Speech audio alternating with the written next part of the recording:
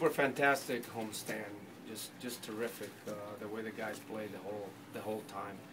Masterson gave us what we needed today. Having our bullpen a little short from last night, and being a guy who can carry some load and give us 120 pitches, exactly what we needed out of him, and he gave us just that.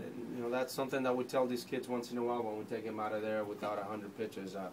We're going to need those sometimes, and we needed those today. He was very good. He dialed it up after that second inning and just had righties beating the ball on the ground.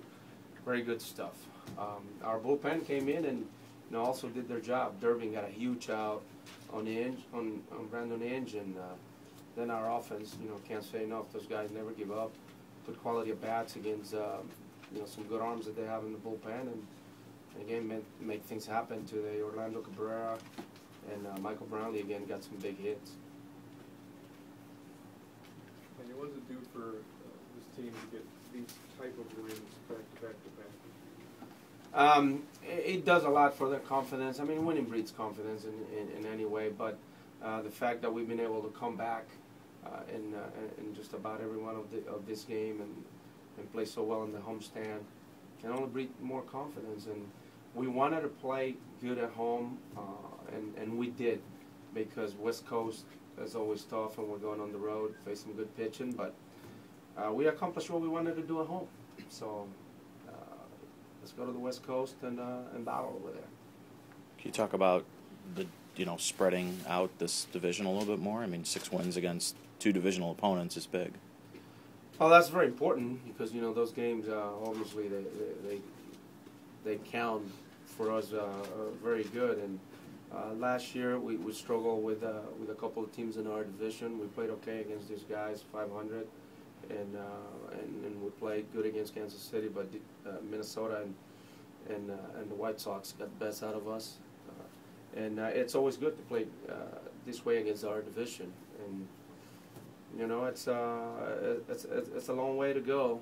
We know we're going to see them a lot, but our kids right now are feeling pretty good, and let's keep it going. Hey, you wanted Masterson to face Cabrera, and then you were going to take him on no matter what. Yeah, that was the plan. He was going to go in that inning up until he faced Cabrera. He made good pitches on Kelly. He just flipped the ball over to right field, and then he ended up hitting Cabrera there. But that was the whole plan: get at least 120 pitches out of him, and that inning get him up to Cabrera. What were the warnings about? Did you? Hey, nowadays they really want to keep control of the game. I didn't think any of the guys were throwing at the hitters. I mean, Phil, he wouldn't be hitting Michael with with a runner on third, left on left to get to a righty who just hit the ball off the wall off of him. But once Masterson hit Santiago, I understand the umpire. They try to keep control of the game, and I also think that Tim Welke handled things very well. I thought it was a great judgment by him when Masterson hit Cabrera, because under no circumstances he was trying to hit him. Because he could have thrown him up, right? Yeah, but the rule doesn't say that just because you have a warning you got to throw a guy out because he hit somebody. It's it's his judgment, and he used a very good one there. Manny, you said you were petrified of Cabrera. Were you worried about Chris Perez facing him? Well, I'm not worried about him facing him. I mean, these guys, they're not afraid of him. We all respect him, but I am. I mean, and you saw it. you saw the result, and Miggy has earned that from me, because he did it to me for years in the National League East when I was there, and to me, hands down, he's our most scary hitter in the American League and in our division.